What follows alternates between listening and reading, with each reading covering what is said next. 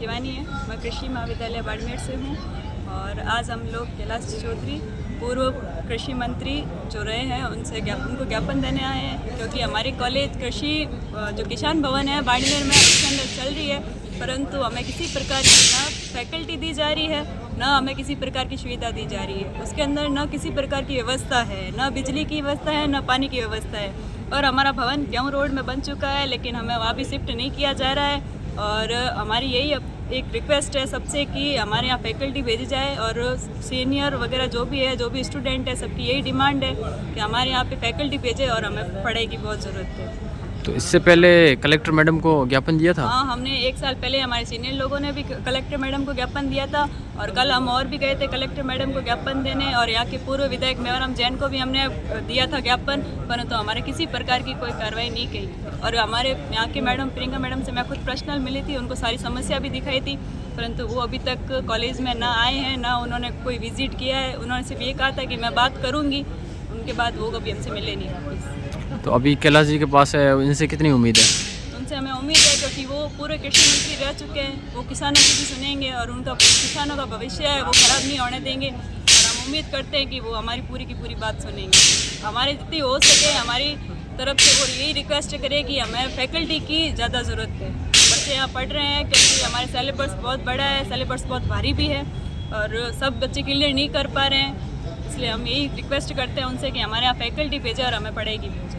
तो आपके कितने सब्जेक्ट और कितने टीचर आते हैं पढ़ाने के लिए? हमारे भी एक भी टीचर नहीं है। पीजी कॉलेज के नोडल अधिकारी जो डॉक्टर उमेश सिंह जी हैं, उनको पूरा इंचार्ज दिया हुआ है। उनकी तरफ से उनका एक यही एहसान है कि वो एक टीचर भेजते हैं, जो हमारे जब भी एग्ज़ाम होता है, यूनिवर्सिटी जब भी मेल करती है तो मैडम हमें बुला देती है और हम एग्ज़ाम दे के फ्री हो जाते हैं। बाकी हमें कुछ भी पता नहीं रहता है कि कब एग्ज़ाम होंगे, क्या यूनिवर्सिटी भेजेगी, क्या करेगी, क्या नहीं करेगी।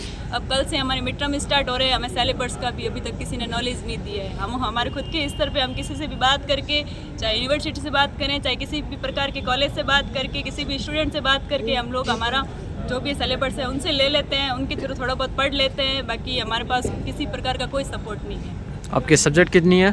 सब्जेक्ट हमारे सेमेस्टर है 8, और एक सेमेस्टर में हमारे 10 सब्जेक्ट है। अच्छा, तो टीचर कितने आते हैं? टीचर एक भी नहीं आते। एक भी नहीं आते? मैडम आते हैं, वो सिर्फ एग्ज़ाम लेने के लिए आ जाते हैं और एग्ज़ाम लेके हमें फ्री कर देते हैं। मतलब कि क्लास लगती ही नहीं है? क्लासें नहीं लगती। तो अटेंडेंस वगैरह? अटेंडेंस वगैरह वो उनके स्तर पे वो खुद ही भेजता है। अटेंडेंस वगैरह कोई रजिस्टर वगैरह नहीं है बने हुए? हमारा कोई रजिस्ट्रेशन वगैरह, सिर्फ मैडम हम जाते हैं उस दिन हमारा अटेंडेंस ले लेते हैं। तो एग्ज़ाम कैसे क्लियर करवाते हैं? एग्ज़ाम तो खुद के स्तर पे पढ़ो हो तो बढ़िया, नहीं तो बैग आएगी, वापस फॉर्म फिल करो और बैग आ जाएगी तो और फिर फॉर्म फिल कर देना। आप बोल रहे हो कि पिछले साल भी ज्ञापन दिया था कलेक्टर को? दिया था, बिल्कुल दिया था। तो फिर भी कोई कार्रवाई नहीं कोई हुई? कार्रवाई नहीं हुई।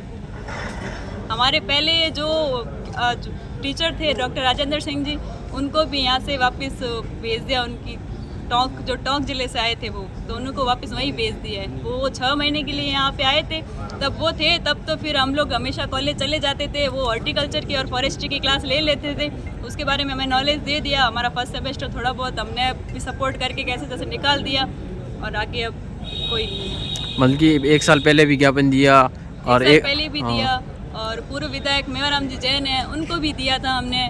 और कल भी वापस हम लोग कलेक्टर मैडम के पास गए थे, मैडम तो नहीं मिले लेकिन उनको ज्ञापन दे के आए। तो सरकार के इस रवैये के बारे में क्या कहना चाहते हो? क्योंकि आप बोल रहे हो कि 1 साल पहले भी ज्ञापन दिया, अभी भी दे रहे हो, मंत्रियों से मिल रहे हो, एमएलए से मिल रहे हो, फिर भी कोई सुनवाई नहीं हो रही? नहीं हो रही है, किसी प्रकार की कोई सुनवाई नहीं हो रही। इसलिए हम यही रिक्वेस्ट कर रहे हैं कि हमारी हेल्प करें और हमारी मांग को सपोर्ट करें।